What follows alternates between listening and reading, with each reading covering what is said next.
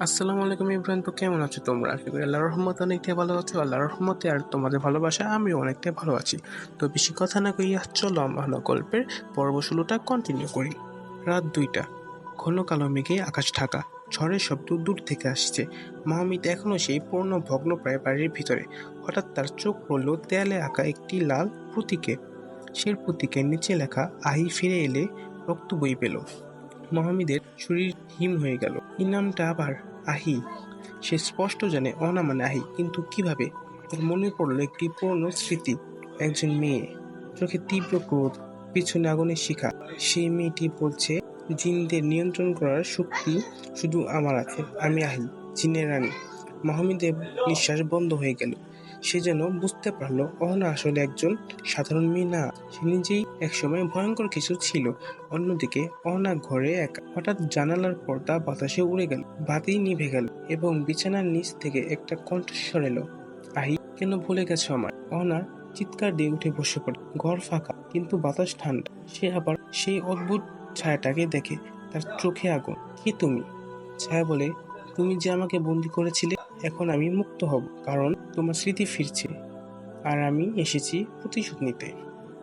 একই সময় মূর্তি এক অন্ধকার কক্ষে ইশতিয়া আর অনুজের সঙ্গে বসে। তারা এক পড়তে থাকা ছবি দেখাচ্ছে। ছবিতে একজন মেয়ে গলায় জিনদের প্রতীক ঝুলছে। ইশতিয়া বলল, আমরা যদি অহনাকে আবার আহিতে রূপান্তর করতে পারি, তাহলে সে আমাদের জন্য দরজা খুলে দেবে।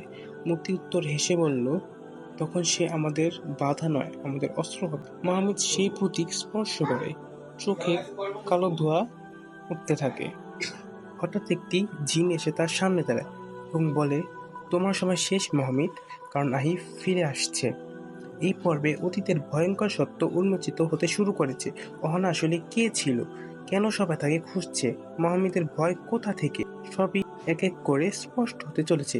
ভোর 4টা, আকাশে প্রথম আলো উঠলেও বাতাসে এখনো কাঁপুনি।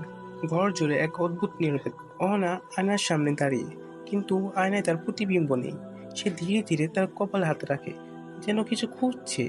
হঠাৎ আয়নায় ভেসে উঠে এক মেয়ে, লাল চোখ, কালো ঠোঁট, কপালে রক্তরাঙা চিহ্ন।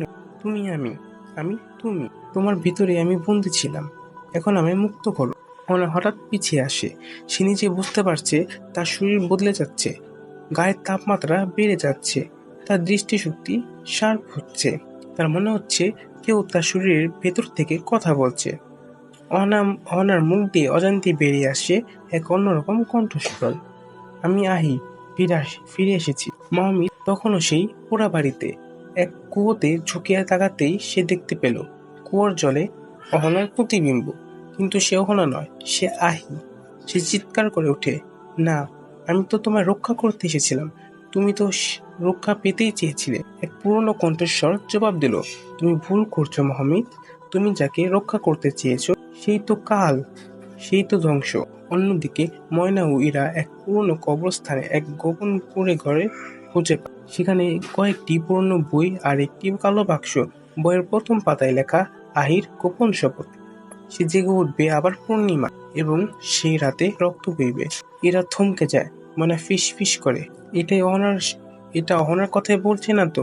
এরা কাঁপতে কাঁপতে বলল, না ময়না, এখন সে অহনা না, সে আহি।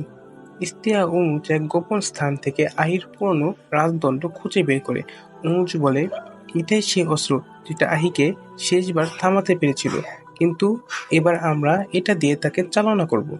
ইশতিয়া হাসে, তার ভেতরে জিন শক্তি আমাদের হয়ে কাজ করবে, যদি আমরা ঠিক সময়ে তাকে অধীন করতে পারি। অহনা একা দাঁড়িয়ে আছে ছাদের কিনারে। হাওয়ায় তার চুল উড়ছে, চোখ লাল, ঠোঁটে চাপা হাসি। সে নিচের দিকে তাকিয়ে বলল, আমি আসছি, আমার শত্রুদের ধ্বংস করতে, কেউ বাঁচবে না। ঠিক তখনই পিছনে মাহমিদ হাজির। কাঁপা কণ্ঠে বলল, আহি, যদি তুই ফিরে এসে থাকিস তবে আমায় মাফ কর, তোর বিরুদ্ধে আমায় দাঁড়াতেই হবে। অহনার চোখে জল আসে। একদিকে অহনা কাঁদে, অন্যদিকে আহি আসে। আসসালামু আলাইকুম ইব্রাহিম, তো এই পর্ব আমরা এই জায়গায় শেষ করলাম। পরবর্তী পর্ব দেখার জন্য বেশি বেশি করে শেয়ার করুন। আল্লাহ হাফেজ। আসসালামু আলাইকুম।